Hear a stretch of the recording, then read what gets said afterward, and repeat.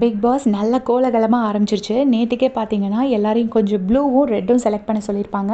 Blue select பண்ணவங்கலாம் நல்ல கிராண்டான பெட்ரூம்க்கு போயிட்டாங்க. ரெட் செலக்ட் பண்ணவங்கலாம் அந்த நார்மல் பெட்ரூம்க்கு போயிட்டாங்க. ப்ளூ டீம் இப்போ வரைக்கும் பெருசா எந்த கான்ட்ரோவர்சியிலும் சிக்காம சும்மா தான் இருக்காங்க. ஆனா ரெட் டீம்ல நேத்திக்கு நைட்டே ஒரு சின்ன அலப்பறைலாம் நடந்துச்சு. கெமிக்கும், பிரவீனுக்கும், டாக்டர் திவாகர் அவங்களுக்கெல்லாம் சேர்ந்து ஒரு சின்ன கான்வர்சேஷன் நடந்துச்சு. ஒரு சின்ன சண்டை மாதிரி தான் நடந்துச்சு அது. அதுக்கப்புறமா இன்றைக்கி மார்னிங் பார்த்திங்கன்னா கொஞ்சம் பேர் மார்னிங்கே முழிச்சிட்டாங்க.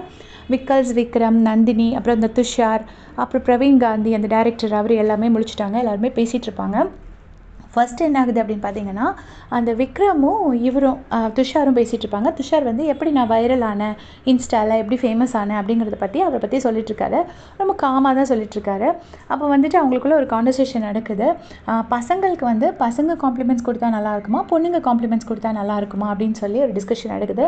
அப்போ துஷார் சொல்கிறாரு, எனக்கு வந்து பசங்க காம்ப்ளிமெண்ட் கொடுத்தா தான் அது பெருசாக தெரியும் அப்படின்னு சொல்லி துஷார் சொல்கிறாரு.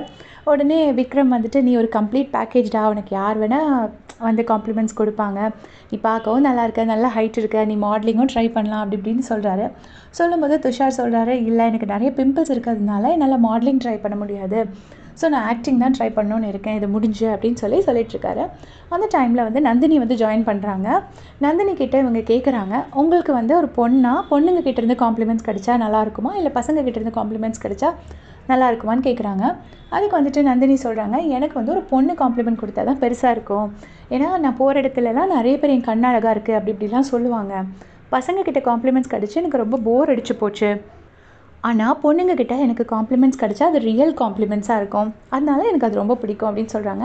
அந்த டைம் பிரவீன் காந்தி அங்கே வந்து அந்த டைரக்டர் பிரவீன் காந்தி வந்து அங்கே வாக்கிங் பண்ணிகிட்ருக்காரு. அவர் வந்து இங்கே ஜாயின் பண்ணுறாரு. ஜாயின் பண்ணிவிட்டு, பொண்ணுங்களுக்கு பொதுவாகவே பேராசையும் பொறாமையும் ரொம்ப அதிகம், பொண்ணுங்கக்கிட்டேருந்து பேராசையும் பொறாமையும் பிரிக்கவே முடியாது அப்படின்னு சொல்லிட்டு கொஞ்சம் ஓவராக வாய் விடுறாரு.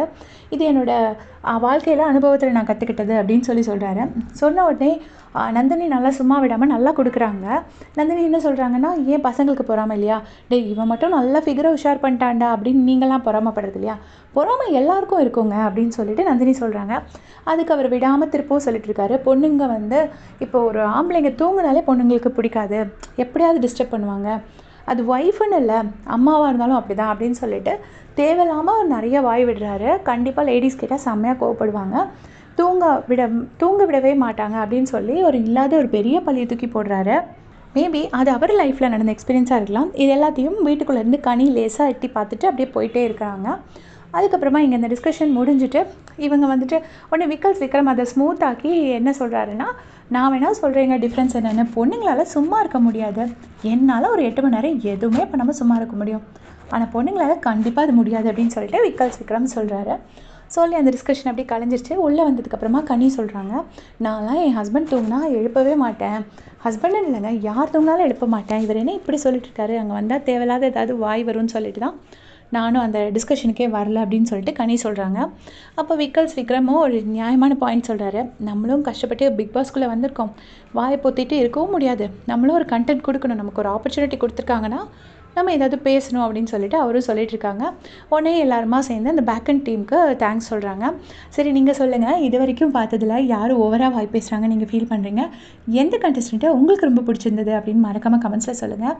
எனக்கும் இவங்க எல்லாரோட பேரையும் மனப்பாடம் பண்ண கொஞ்சம் டைம் எடுக்கும், அது வரைக்கும் பேர் ஏதாவது மாற்றி சொன்னால் கொஞ்சம் மன்னிச்சுக்கோங்க. போன சீசனுக்கு எனக்கு நிறைய சப்போர்ட் கொடுத்தீங்க, அதே சப்போர்ட்டை இந்த சீசனுக்கும் கொடுப்பீங்கன்னு நினைக்கிறேன். தேங்க்ஸ் ஃபார் வாட்சிங்.